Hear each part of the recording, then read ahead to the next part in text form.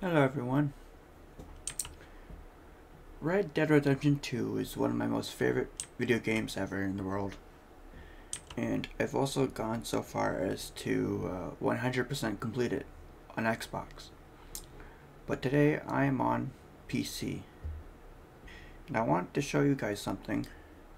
A few things that you're not gonna see in your average gameplay and walkthrough of the game, and that is the outside bounds and out of bounds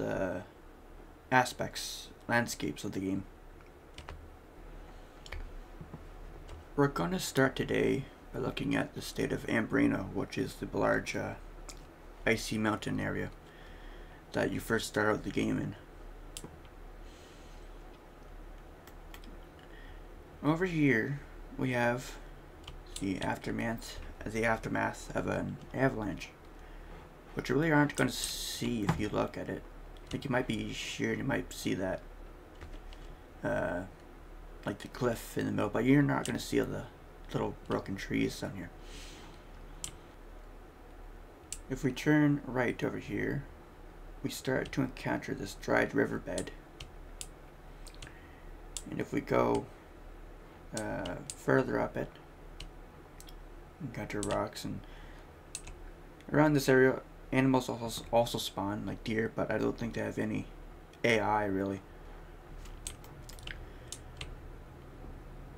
If we continue up the stream, we encounter this big I'm not sure what to call it, but it's a cliff, I suppose, and then the riverbed kind of just really freezes over. There's also this, which is like not sure what to call it.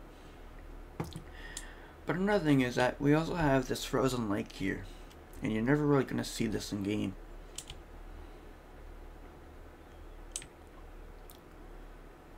Another thing is that this lake doesn't have any collision.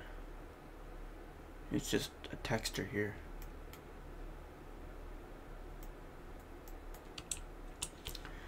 But if we turn right here, there's this cliffs, and if we continue, there's this big ravine.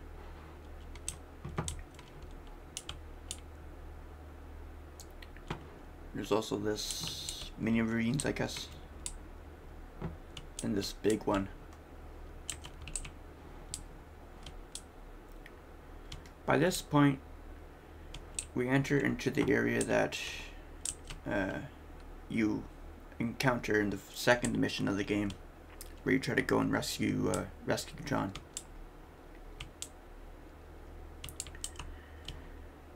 And yeah, here's more. Here it is. These are the ledges that you get to find to make your way towards John.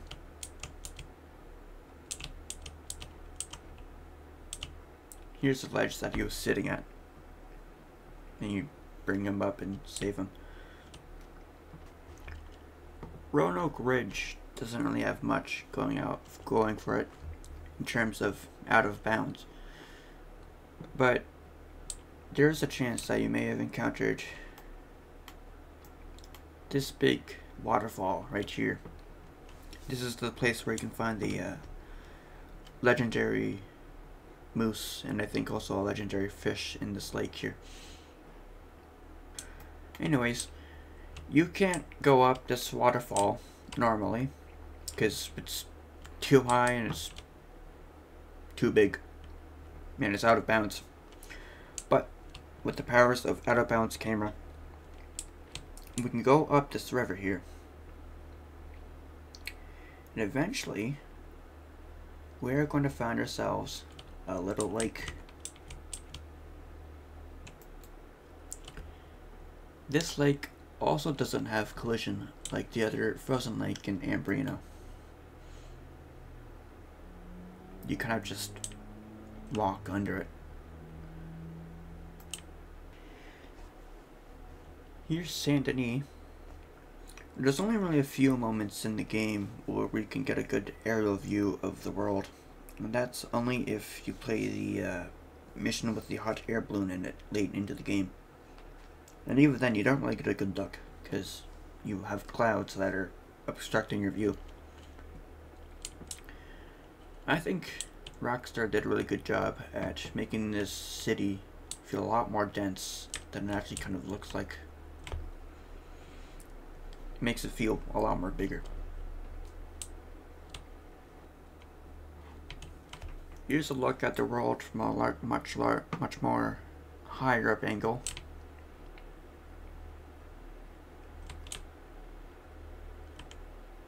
It's pretty big, actually. However, I only heard that the map is about the size of GTA 5's map. But I think the reason why it feels so big is because you're riding a horse and not driving a car. There's also the verticality aspect to it,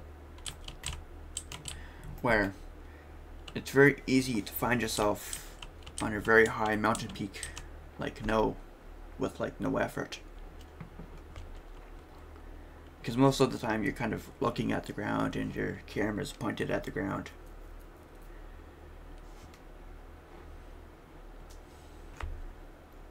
One of the big disappointments with this game is the fact that Mexico is not in the game, unlike in the first game where you could enter Mexico. However, if you've had a keen eye, you can see a major landmark for Mexico in Red Dead Redemption 2. And that is this fort. I don't know the exact name of the place because I never really played Red Dead Redemption 1. But I'm pretty sure it's a big plot point in the first game. And you can see this fort, but you can't access it, and it's unfinished, as you can see by these floating, really blurry looking wood textures. There's really nothing to do. But Mexico is actually modeled in full in the game, except for the little towns and all the little structures. But you can look at all the past and all the geographical features.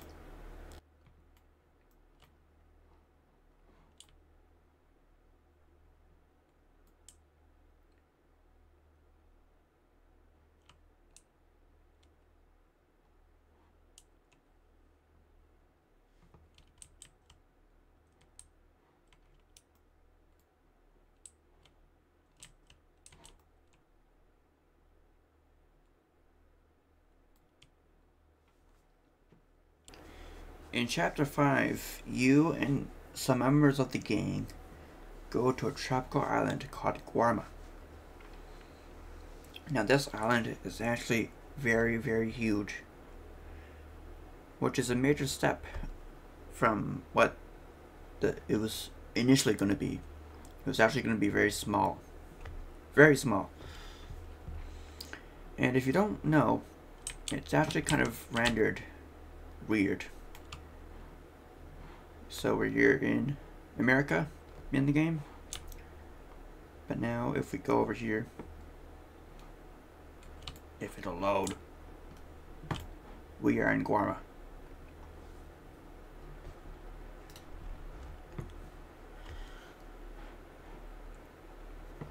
You first spawn here in Guarma on the beach. If we continue along our way,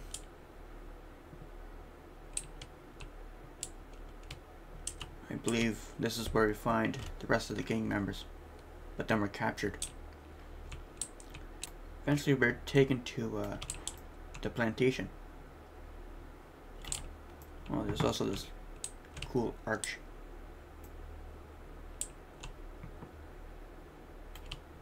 Here it is.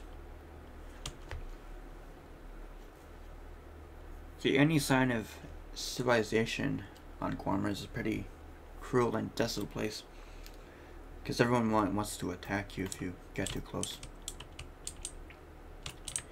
Here's a little town that you battle through in the last one of the missions, not the last mission.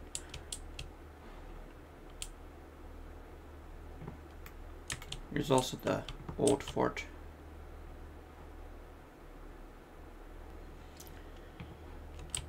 Guarma is actually a big volcano island. That's the plantation right in the middle of the screen. This is a big volcano.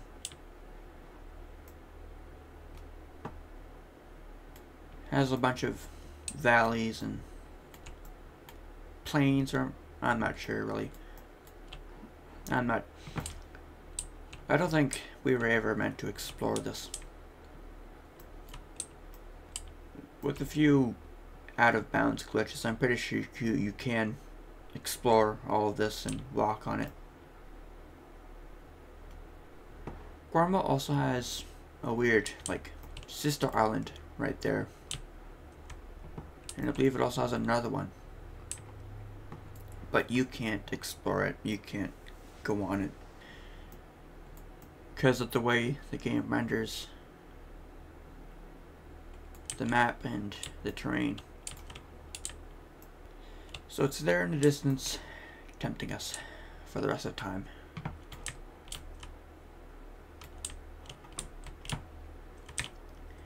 There is this one path that you can walk up, and it leads to nothing. But it does kind of go down into this weird little path down the cliffside. And what is this? Oh, it looks like a bunch of shadows or weird dust. Well, this is really weird. Guess what, guys? This is likely the aftermath or the remnants of the cut location. And this, I believe, was supposed to be a gang hideout in a cave. Something like that. I'm not sure exactly. But it's here. And it's doing its thing. Existing in the game. We can't explore it. Guarma is pretty boring. And it's boring because it's underutilized. But this also shows you that the world map is a lot bigger than what we're allowed to play on.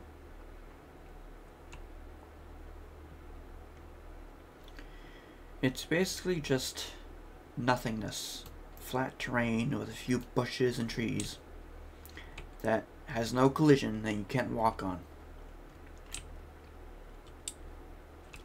Towards the south here you have desert, and flat rock.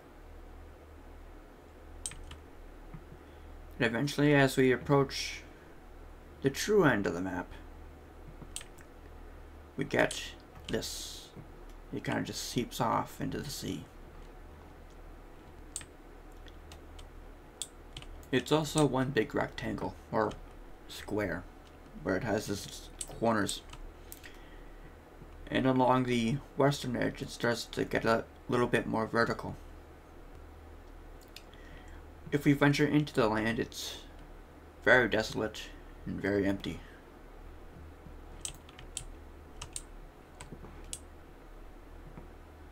At some point in the northeastern quarter of the map, we find this inlet. If we travel through it, it's narrows and it's wide areas. We eventually come to find out that this is an extension of the Lannahechee River.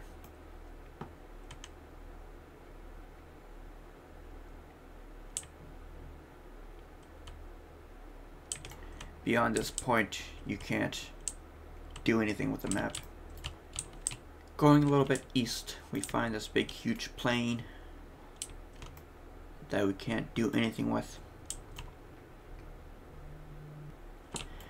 However, the true eastern edge of the map is kind of weird, because instead of this kind of straight edge here, it starts to taper off a little bit.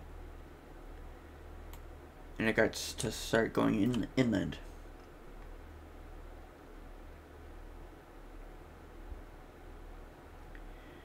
And eventually we come to find that it kind of opens up into this bay. Or it might have been like a river delta. And a river delta to what? Nothingness again. But we do kind of have this cool kind of canyon area.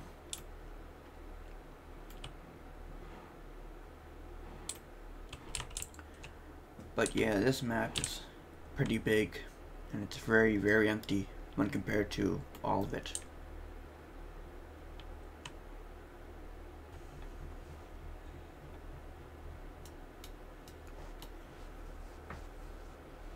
If you've ever looked at the map of Red Dead Redemption 2, and you look at Ambarino, you're gonna find this really big area called Tempest Rim. And you can't access this region because it's cut content, or I suppose. This region was likely supposed to be the starting area for the game.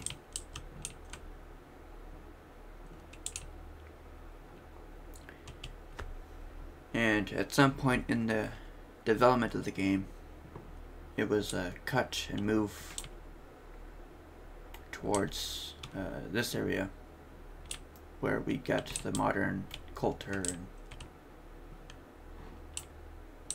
Adler Ranch and all that. But as you can kind of see here, there's kind of these paths that you can go down and all that. There's also this, which doesn't look very natural. Looks unnaturally straight, and it kind of unnaturally goes down. So there is evidence of like cut content here. There's also like these intersections you can kind of make out.